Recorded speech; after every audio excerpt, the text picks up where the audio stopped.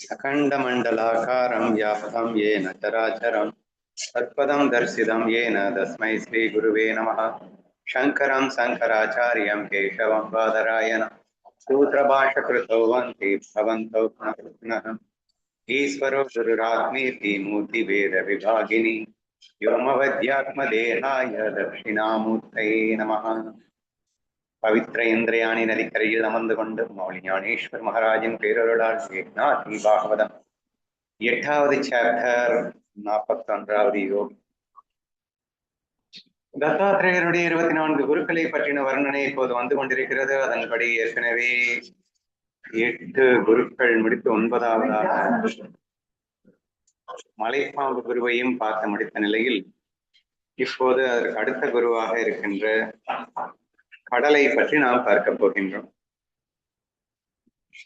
இனி கடலை குருவாக கொண்டதன் லட்சணங்களை கேளாய். முழுமையான கம்பீரம், தூய்மை போன்ற குணங்கள் அதனுடையவை. இப்போ கடலை எப்படி குருவாக கொண்டு நாம் அதிலிருந்து எப்படிப்பட்ட ஞானத்தை கற்றுக்கொள்ள வேண்டும் என்ற ஒரு விஷயம் வருகிறது. அதுல ஃபர்ஸ்ட் பாயிண்டா கம்பீரம், தூய்மை என்ற வார்த்தை வருகிறது. அது எப்படின்னு அவரே டீட்டெயிலா எக்ஸ்பிளைன் பண்றாரு. அதனால நான் டைரக்டா படிக்கிறேன். கடல் எப்போதும் தெளிவோடு இருப்பது போல் யோகியும் எப்போதும் மலர்ந்த முகத்துடன் இருப்பார். ஆத்ம ஞானத்தால் அவரிடம் ஒருபோதும் எரிச்சலோ கோபமோ உண்டாகாது. ஏன்னா நம்ம எப்படி சொல்லியிருக்கோம், கடல்ல என்னதான் தாக்கடைகள் என்னதான் போய் கலந்தாலும் கடல் கலங்குவதில்லை, அது எப்போதும் தெளிவோடே இருக்கிறது என்பதை நம்ம அடிக்கடி சொல்லியிருக்கோம். ஸோ அதனால கடல் எப்படி தெளிவா எப்பயுமே இருக்கிற மாதிரி யோகியும் கூட எப்போதும் தெளிவோடனே இருப்பான். மலர்ந்த முகத்துடன் தெளிவோடு இருப்பார்னு எக்ஸ்ட்ரா போட்டுருக்கு. எந்த சூழ்நிலையிலும் எரிச்சலோ கோபமோ அவருக்கு உண்டாகாது அப்படின்னு சொல்லியிருக்காரு. ஆறுகள் வந்து சேர்க்கும் அழுக்கு நீர் கலந்தாலும் கடல் தன் தூய்மையை இழப்பதில்லை. அதே போல் உலகியல் செயல்களை செய்தாலும் யோகி எப்போதும் மாசுபடாமல் விளங்குவார்.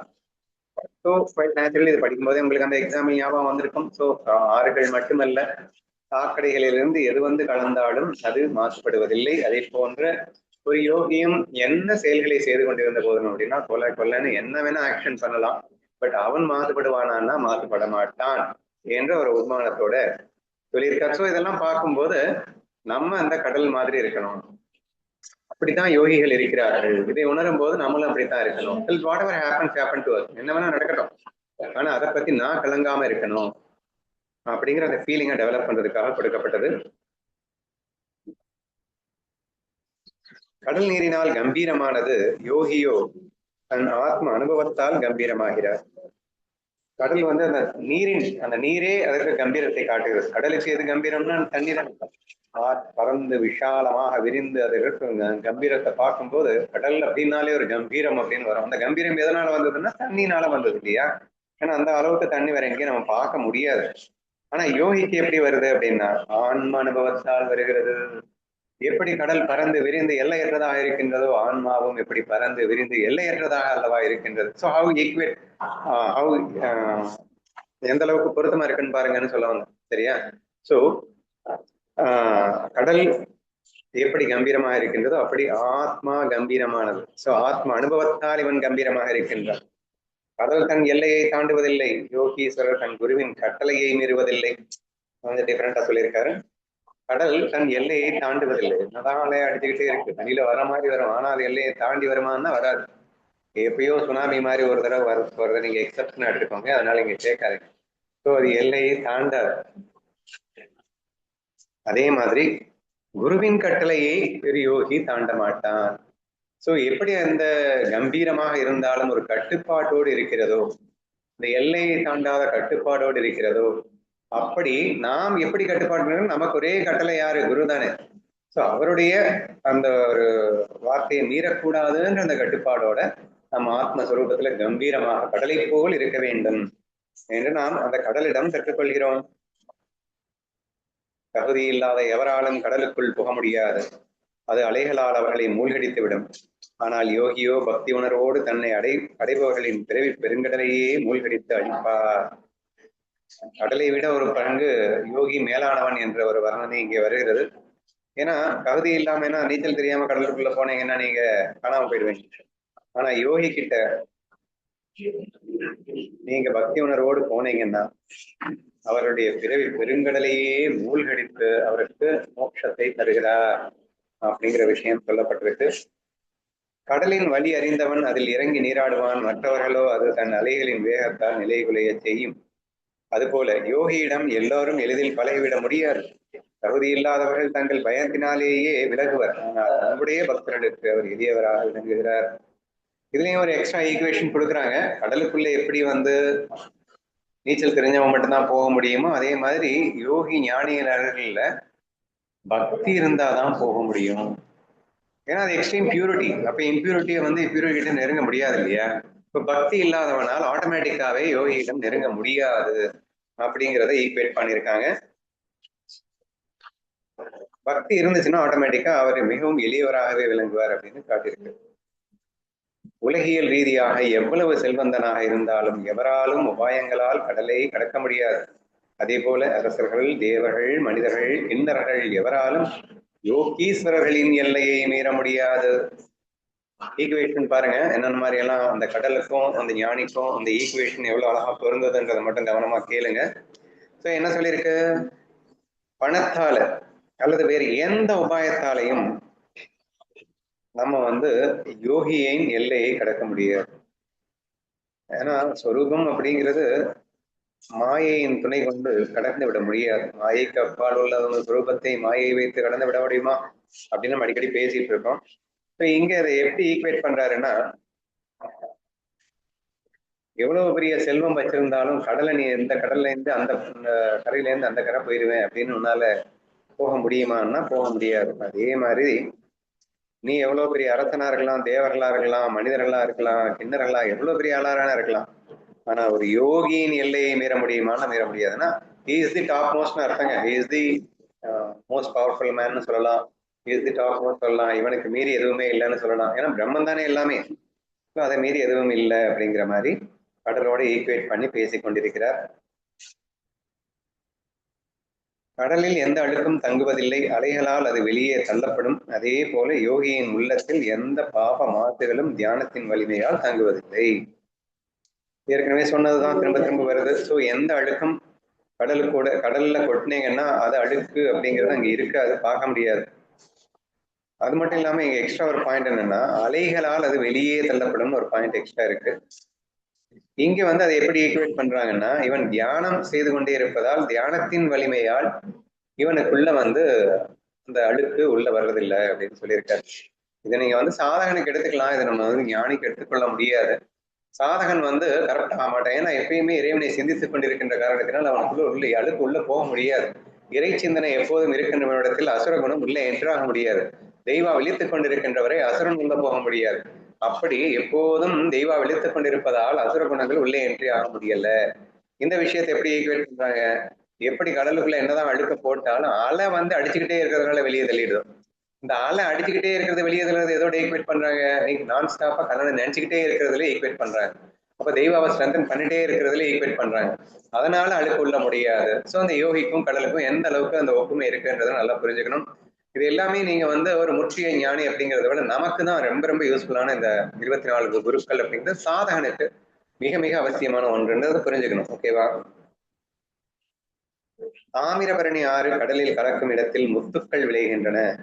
யோகியிடம் ஸ்ரத்தை இணையும் போது அது முமுட்சுக்களுக்கு முக்தி அளிக்கும் சுரங்கமாக மாறுகிறது. இதை பத்தி எனக்கு தெரியாது, உங்களுக்கு ஏதாவது தெரியுமா? தாமிரபரணி ஆறு கடலிலே கலக்கும் இடத்தில் முத்துக்கள் விளைகின்றன அப்படின்னு ஒரு உபமானம் காட்டியிருக்கிறார். அது அந்த எக்ஸாம்பிள் எனக்கு தெரியல, பட் அதோட எப்படி ஈக்குவேட் பண்றாங்கன்னு மட்டும் பார்ப்போம். ஸ்ரத்தை நம்பிக்கை இணைந்தால் முக்தி கிடைக்கும். அப்போ ஒரு யோகி, அப்ப யோகி கிட்ட ஸ்ரத்தையும் நம்பிக்கையும் இல்லையா அப்படின்னு நினைக்கக்கூடாது. அதனாலதான் நான் திரும்ப திரும்ப சொல்றேன், இது சாதகனுக்காக சொல்லப்பட்டது. நமது சாதக நிலையை உத்தம சாதகனாக மாற்றி பிரம்மமாக மாற்றுவதற்காகத்தான் இந்த இது எல்லாமே ஹெல்ப் பண்ணுது அப்படின்னு நம்ம பார்த்தோம். ஸோ அதன் வழியில பார்க்கும்போது நம்ம யோகியா தான் இருக்கும். அட் தி சேம் டைம் இன்னும் நம்பிக்கையை டெவலப் பண்ணணும். இந்த நம்பிக்கை கூட கூட கூட என்ன ஆகும்னா ஆட்டோமேட்டிக்கா நமக்கு மோட்சம் என்ற முத்து சுலபமாக நமக்கு கைக்கு கிடைக்கும் அப்படின்னு சொல்லியிருக்காரு. கடலுக்குள் மூழ்கி தேடுபவன் பல வகையான ரத்தினங்களை பெறுகிறான்.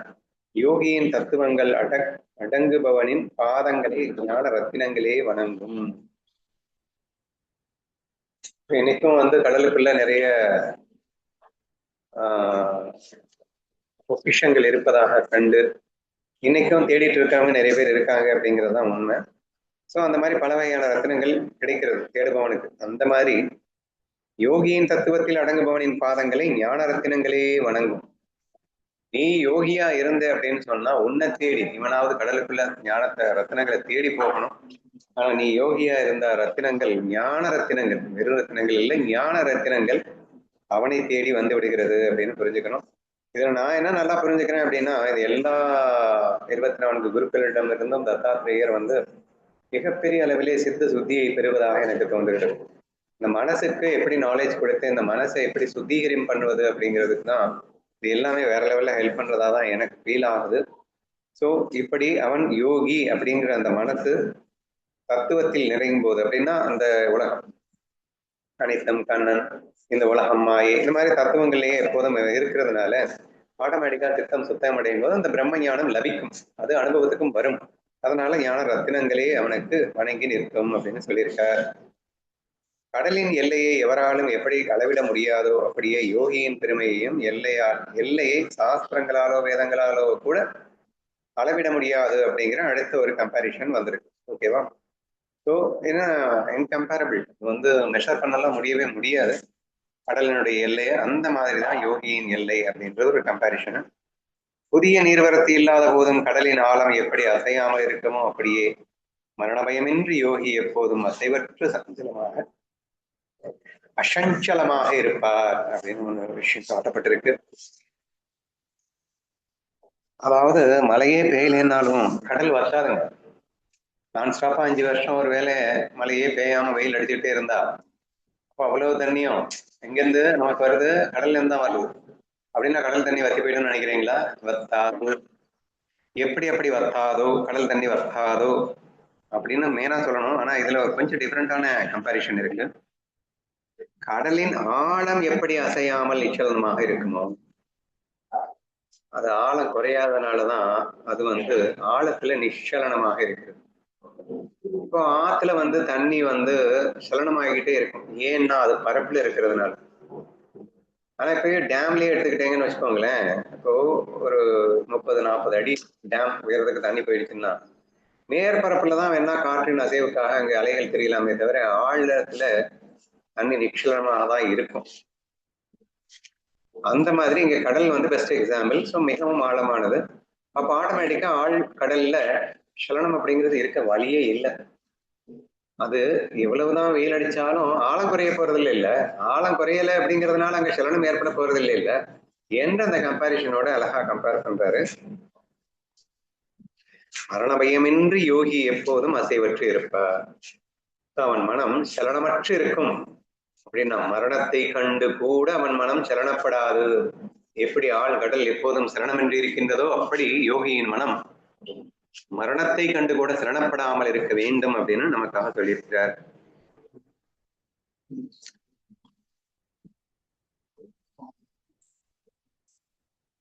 அப்படிங்கிறவன் ஒரு நிமிஷம் இருக்குமா?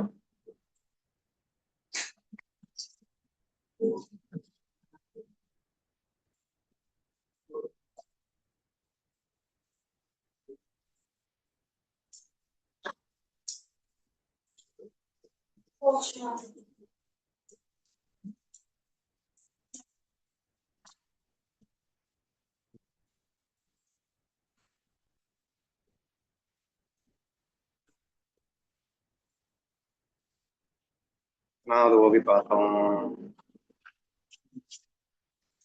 ஓகே.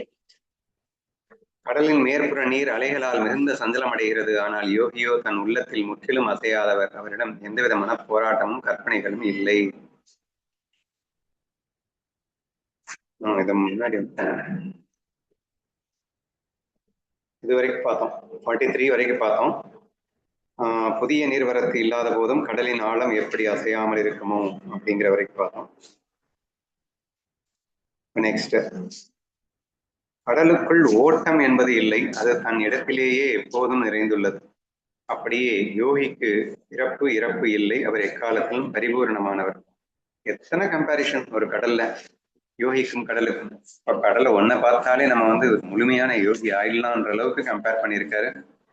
ஸோ கடலுக்குள் ஓட்டம் என்பது இல்லை அப்படின்னா, கடல் ஒரு இடத்துல இருந்து இன்னொரு இடத்துக்கு ஓடுறது இல்லை அப்படின்னு அர்த்தம். சரியா? அந்த மாதிரி யோகி அப்படிங்கிறவன் பிறப்பு இறப்பு இல்லை, எக்காலத்திலும் எப்போதும் இருந்து கொண்டே இருக்கின்றான் அப்படிங்கிற அந்த பிரம்மத்தை நீங்க கம்பேர் பண்ணீங்கன்னா ஈஸியா புரிஞ்சுக்கலாம். போக்குவரத்து அப்படிங்கிறது பாடிக்கு தான், பிரம்மத்துக்கு இல்லையா? கடலின் லட்சணங்களை ஒப்பிட்டு பார்த்தால் யோகியின் நிலை அதையும் விட உயர்ந்ததாக காணப்படுகிறது. அந்த யோகியின் உண்மையான தகுதியை கூறுகிறேன் கே. கடலின் மேற்புற நீர் அலைகளால் மிகுந்த சஞ்சலம் அடைகிறது. ஆனால் யோகியோ தன் உள்ளத்தில் முற்றிலும் அசையாதவர். அவரிடம் எந்த விதமான போராட்டமும் கற்பனைகளும் இல்லை.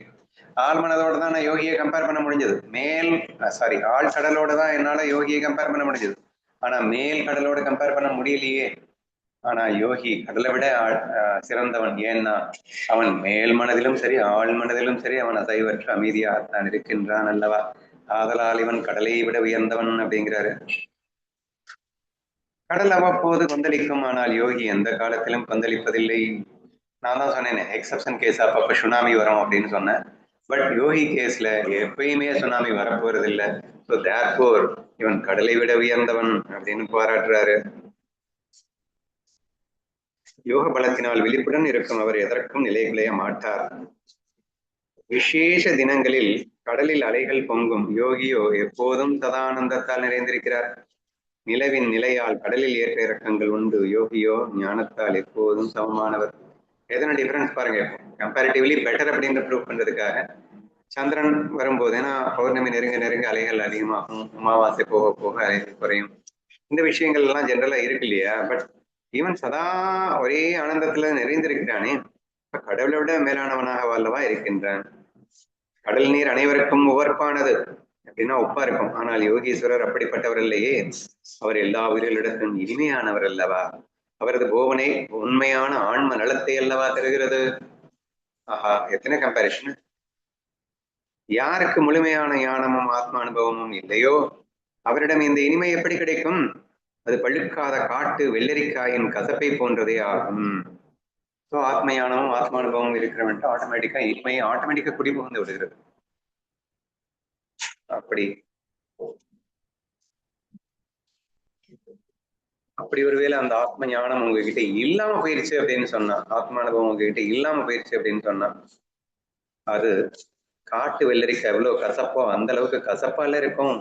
ஆனா யோகி அப்படி இல்லையே, அவன் இனிமையானவன் அல்லவா அப்படிங்கிறார். கடலின் மீது மலை மேகம் பொழிந்தால் அந்த நீர் வீணாகிறது. ஆனால் யோகி அப்படிப்பட்டவர் அல்ல. அவரை சரணடைந்தவர்களின் பக்தி ஒருபோதும் வீணாவதில்லை. கடலோட யோகியை கம்பேர் பண்ணிட்டோம். ஆனா மலை போயிட்டு கடல்ல சரணாகுது, அந்த மலைக்கு ஒரு விமோசனமும் கிடைக்கிறது இல்லை. ஆனா பக்தி கிட்ட ஒரு யோகி கிட்ட போயிட்டு ஒருத்தன் பக்தி பண்ணினா அப்படின்னு சொன்னா, சரணானான்னு சொன்னா, அவனும் அவனாகவே மாறிவிடுகின்றான் அப்படின்னு சொல்லிட்டு சரணடைதல் பக்தி ஒருபோதும் வீணாவதில்லை அப்படிங்கிற ஒரு பாயிண்ட் கொடுத்திருக்காரு. யோகியிடமிருந்து மிகச்சிறிய உபதேசம் பெற்றாலும் அது பிறவி துயரையே நீக்கிவிடும்.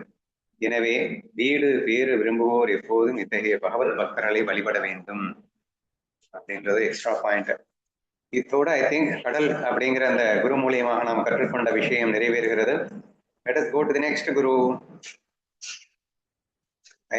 சாரி இன்னும் முடியலை கடலே, இன்னும் அதுதான் கண்டினியூ ஆகுது. அடுத்த ஸ்லோகம் வந்த உடனே அதை முடிச்சிட்டாருன்னு நினைச்சிட்டேன். மழைக்காலத்தில் ஆறுகள் அனைத்தும் பெருமளவு நீரை திரட்டி கொண்டு வந்தாலும் அதனால் கடல் மட்டோ அலைகளோ பெருமகிழ்ச்சி அடைந்து எல்லையை தாண்டி உயர்வதில்லை. கோடை காலம் வந்து ஆறுகளின் நீர்வரத்து நின்று போனாலும் அதனால் கடல் வருத்தமடைந்து வற்றி போவதும் இல்லை. ஞானேஸ்வரியில பல இடங்கள்ல சொன்ன விஷயம்தான். எவ்வளவுதான் மழை பெஞ்சாலும் பொங்குறதும் இல்லை, இல்லதான் வெயில் அடிச்சாலும் வத்துறதும் இல்லை அப்படின்னு சொல்லியிருப்பார். ஸோ அதைத்தான் இங்க சொல்லியிருக்காரு. அது போல யோகியிடம் பலவிதமான செல்வங்களும் சித்திகளும் வந்து சேர்ந்தாலும் அவர் தன் உடலில் அகந்தை கொள்வதில்லை. அவரிடம் சற்றும் கர்வம் ஏறுவதில்லை. அந்த செல்வங்கள் அனைத்தும் அவரை விட்டு போனாலும் யோகியின் மனதில் எந்த கவலையும் ஏற்படுவதில்லை. அவர் எப்போதும் நாராயணனை நோக்கி பார்வையுடன் பரமானந்தத்தில் நிலைத்திருக்கின்றார். இன்னைக்கு நம்ம டிஸ்கஸ் பண்ண ஒரு விஷயம்தான் இது. So whatever the ups and downs in his life, he will never bother about anything. He will not consider சொல்லிட்டாரு. ஸோ அவராகவே இருப்பார். அகந்தையோ கர்வமோ வராது எதுல பாசிட்டிவ் நடக்கும்போது. நெகட்டிவ் நடக்கும்போது இறைவனின் சிந்தனையிலேயே இருப்பதால் ஆனந்தம் குறையவே குறையாது. ஸோ திஸ் இஸ் தி வே அந்த ஞானிகள் இருக்கிறார்கள். செல்வத்தின் நடுவே இருக்கும் போதும் நான் செல்வந்தன் என்ற எண்ணம் அவர் மனதில் தோன்றுவதில்லை. வறுமை வந்தாலும் யோகி அந்த வறுமையை தன் ஆன்மாவில் உணர்வதே இல்லை. வறுமையும் செல்வமும் அவரது சிற்பத்திற்கு சமமானவையே. உலகியல் பற்றுக்கள் இல்லாத அவருக்கு ஆத்ம ஞானத்தால் எப்போதும் நாராயணனையே சார்ந்திருக்கின்றார். இந்த உலகியல் வாழ்வின் கடினமான பந்தத்திற்கும் அழிவிற்கும் மூல காரணம் பெண்போகத்தில் உள்ள பற்றையாகும். இது குறித்து வெட்டில் பூச்சியை நான் சிறந்த குருவாக கொண்டேன், அதை கேள். சோ இதுவரைக்கும் அந்த கடலினால் கற்றுக்கொள்ள வேண்டிய விஷயங்களை முடித்துவிட்டு யோகியின் பெருமைகளை கூறிவிட்டு இப்போ அடுத்த குருவிற்கு தாவிவிட்டார். பெண் போகத்தால் உள்ள பற்றுதான் இந்த உலக பந்தத்திற்கு காரணம் அப்படிங்கிறத வெட்டில் பூச்சியை வைத்து நான் எப்படி கற்றுக்கொண்டேன் என்பதை நான் உனக்கு கற்றுத்தருகிறேன் என்று ஆரம்பிக்கின்றார் அடுத்த ஸ்லோகத்துல. இறைவனின் முக்குண வடிவ மாயையே பெண்களின் சகுன வடிவம் ஆகும். அந்த மாயையின் வடிவில் உயிரினங்களுக்கு பேராசை உண்டாகி பெண் இன்பத்தை அனுபவிக்க தூண்டுகிறது. சொல்றாருப்பா, பெண்களின் சகுன வடிவம்னா என்னன்னா முக்குணங்கள் இருக்குல்ல, அந்த முக்குணங்களுக்கு குணங்கள் அப்படி உருவம் இருக்கா? குணத்துக்கு குணங்கிறது எண்ணம் தானே. எண்ணத்துக்கு உருவம் இருக்கா? எண்ணத்துக்கு உருவம் இல்லை. குணத்துக்கு உருவம் இருக்கா? குணத்துக்கு உருவம் இல்லை. இந்த 3 குணத்துக்கும் உருவம் இல்லை. இந்த 3 குணத்துக்கு ஒரு உருவம் கொடுக்கணும்னு நினைச்சா அது நீங்க தானாப்பா, பெண் தானா? சரியா? சரி, பெண்ணுன்னா இந்த இடத்துல என்ன நினைச்சுக்கணும்னா, புருஷன் ஸ்திரீ அப்படின்னா இந்த ஆத்மஸ்வரூபம் மட்டுமே புருஷன், மற்ற அனைவரும் ஸ்திரீ என்ற ஆஸ்பெக்ட்ல நாம இருக்கக்கூடிய அந்த ஜென்ஸையும் சேர்த்துக்கணும் அப்படின்னு நீ சொல்ற, உண்மைதான் என்றும் நானும் ஏற்றுக்கொள்கிறேன். ஆனா இங்க வந்து பெண்போகத்துக்காக எக்ஸ்பிளைன் பண்றாரா, நீ சொல்ற உண்மையாவே இருக்கட்டும், அது இல்லைன்னு இல்லை. பட் இவர் என்ன சொல்றாருன்னு பார்க்கலாம். ஏன்னா இந்த முக்குண வடிவ மாயையே பெண்களின் சகுன வடிவமாகும் அப்படின்னு சொல்லியிருக்காரு. அந்த மாயையின் வடிவில் உயிரினங்களுக்கு பேராசை உண்டாகி பெண் இன்பத்தை அனுபவிக்க தூண்டுகிறது அப்படின்னு சொல்லியிருக்கு. ஆனா அடுத்தடுத்து ரொம்ப டீட்டெயிலா எக்ஸ்பிளைன் பண்றாரு, அதுக்கப்புறம் புரியும். ஒரு நிமிஷம்.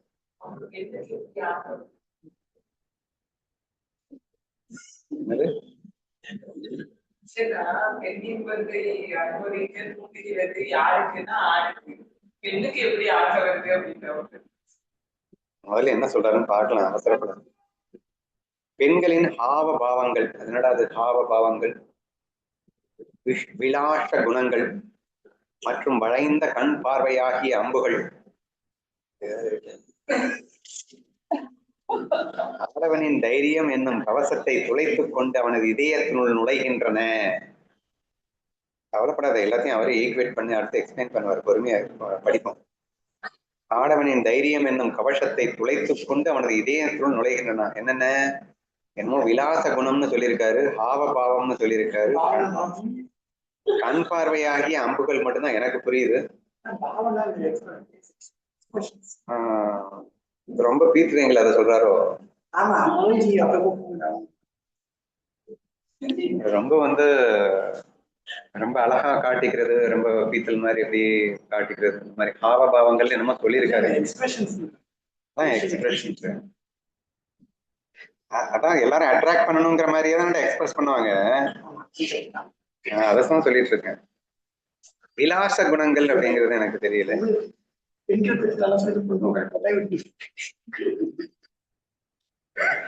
சரி, பார்க்கலாம், அடுத்த வகுப்பு பார்க்கலாம். அந்த கொடிய கண் பார்வையின் காயங்களால் ஆடவனின் தைரியம் வீழ்த்தப்படுகிறது. அவன் பெண்களின் மோக வலையில் விழுந்து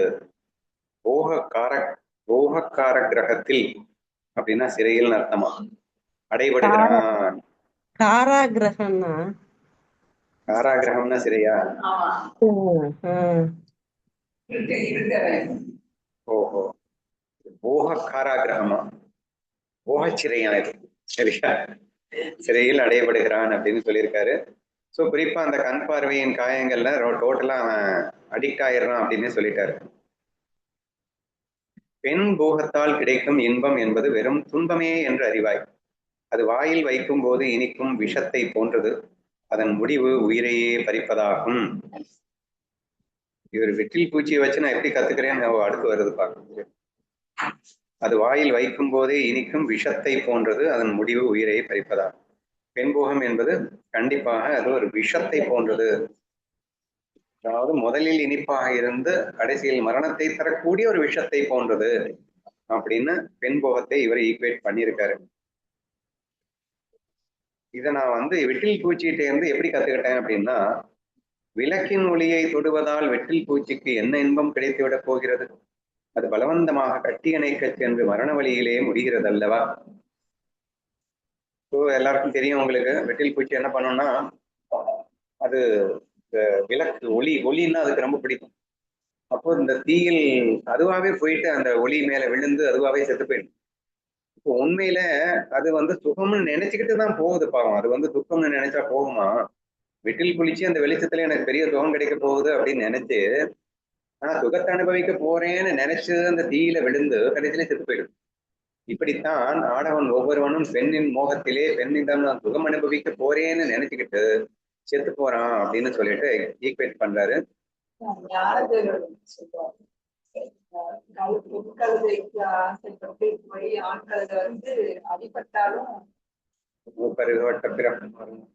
சொல்லியிருப்பாரு, திரும்ப திரும்ப போகும் அப்படின்னு சொல்லியிருப்பாரு.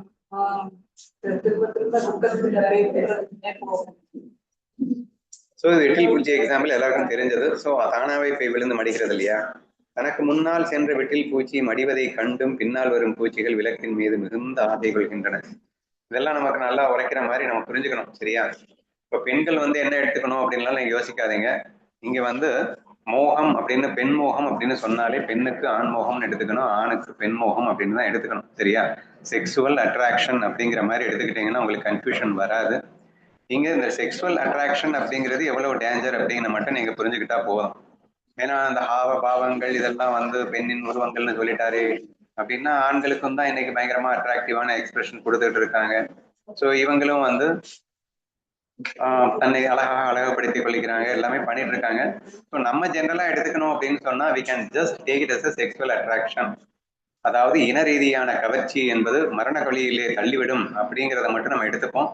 எப்படி லிட்டில் பூச்சியானது அந்த வெளிச்சத்தை பார்த்தவுடன் அது சுகம் என்று நினைத்து வீழ்கிறதோ, அப்படி இனக்கவர்ச்சியிலே சுகம் உண்டு என்று நினைத்து இருபாலாரும் அதிலே விழுந்து வீழ்கிறார்கள். அப்படி எடுத்துக்கிட்டீங்கன்னா உங்களுக்கு பெருசா கன்ஃபியூஷன் வராது, ஓகேவா?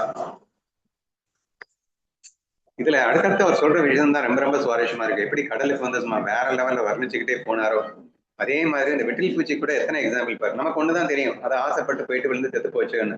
ஆனா ஒண்ணு செத்து போகுது இல்ல, பின்னாடியே போய் இன்னொன்னு விழுது பாரு. எப்படித்தானே நம்ம இருக்கோம். எத்தனை பேர் என்ன அவஸ்தைப்படுறான்னு தெரிஞ்சது இல்லை. கல்யாணம் பண்ணிட்டு டிவோர்ஸ் பண்ணிட்டு மறுபடியும் கல்யாணம் பண்ணிட்டு மறுபடியும் டிவோர்ஸ் பண்ணிட்டு, ஒரு டிவோர்ஸா 2 டிவோர்ஸா, ஒவ்வொருத்தையும் 4 கல்யாணம் பண்ணிட்டு டிவோர்ஸ் பண்ணிட்டு இருக்கேன். என்ன புரியவே மாட்டேங்குது, சரியா?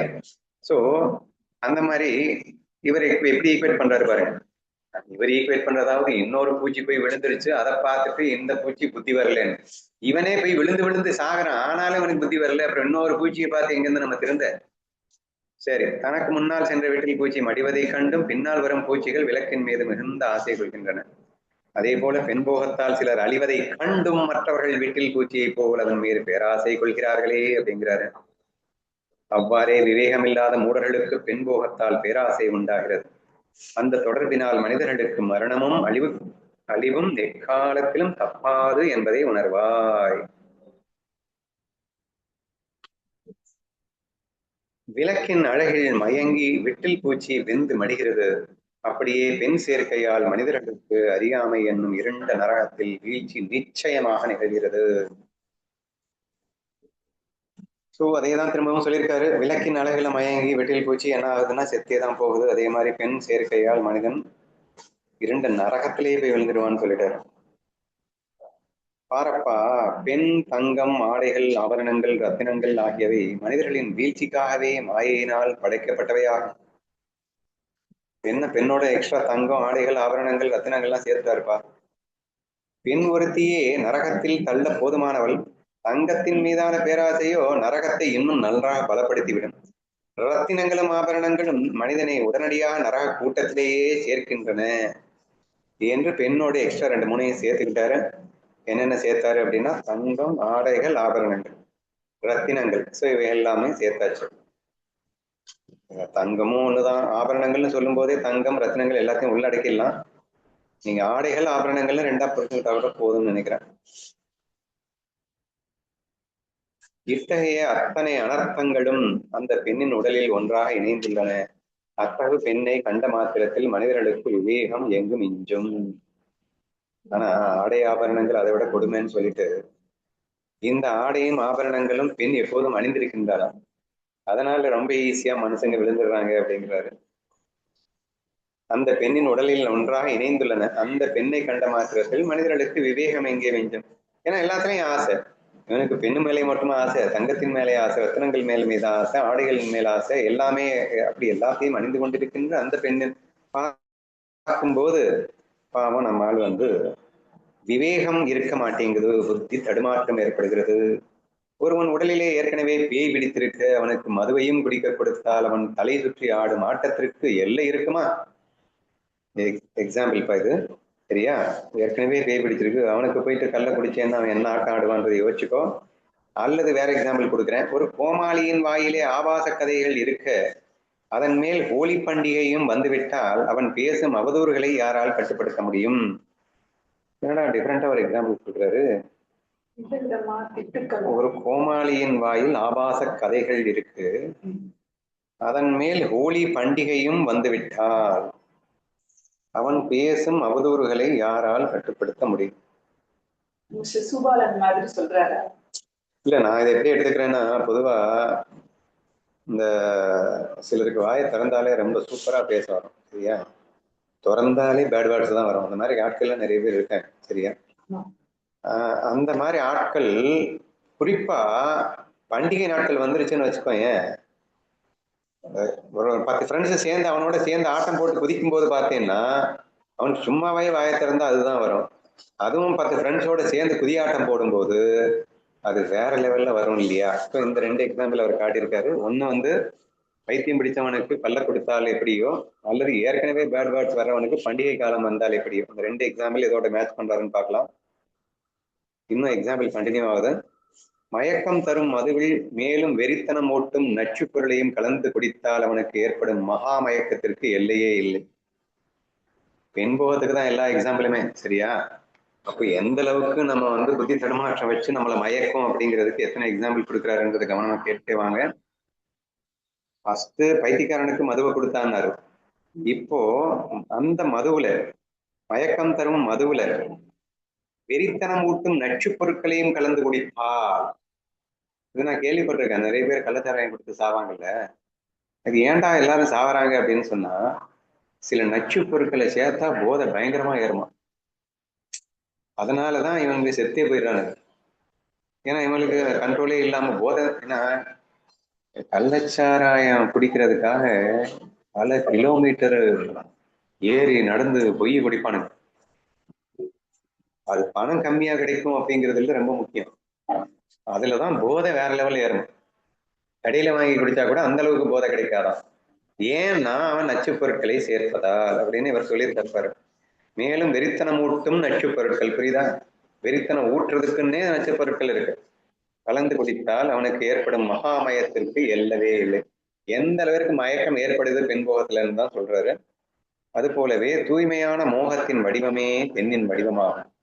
அதன் மேல் ஆடைகள், அலங்காரங்கள், ஆபரணங்கள் என்ற கூடுதல் ஆடம்பரம் வேறு. எல்லா எக்ஸாம்பிளையும் எதுக்காகன்னு சொல்லிட்டாருப்பா. அது போல தூய்மையான மோகத்தின் வடிவமே, இங்க பெண் பெண் சொன்னா நீங்க என்ன எடுத்துக்கணும், செக்ஸுவல் அட்ராக்ஷன், இனக்கவர்ச்சின்னு புரிஞ்சுக்கோங்கன்னு நான் சொல்லிட்டேன். வடிவமாகும். அதன் மேல் ஆடைகள், அலங்காரங்கள், ஆபரணங்கள் வேறு.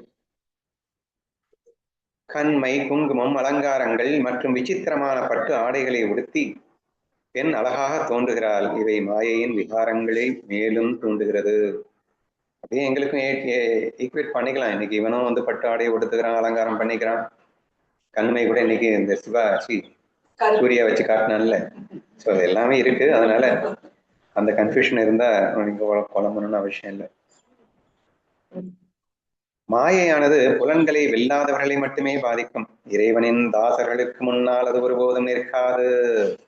எவனுக்கு கோவிந்தனிடம் மிகுந்த அன்பு இருக்கிறதோ அவனை கிருபாநிதியான இறைவன் காத்து விடுகிறான். ரொம்ப பயமுறுத்துறேன், நீங்க பயந்துராதீங்க. ஆனா இதெல்லாம் யாருக்கு டச் கூட பண்ண முடியாதுன்னா, அவ்வளவு பெரிய மயக்கத்தை கொடுக்கின்ற அந்த விஷயம் யாரையும் டச் கூட பண்ண முடியாதுன்னா நீ பக்தி வச்சிருந்தா. சோ இறைவனின் தாசர்களுக்கு முன்னால் அது ஒருபோதும் நிற்காது. அப்படின்னா இறைவன் நம்பிக்கை வைத்திருப்பவன் அல்லது சரணாகதி செய்தவனுக்கு முன்னால்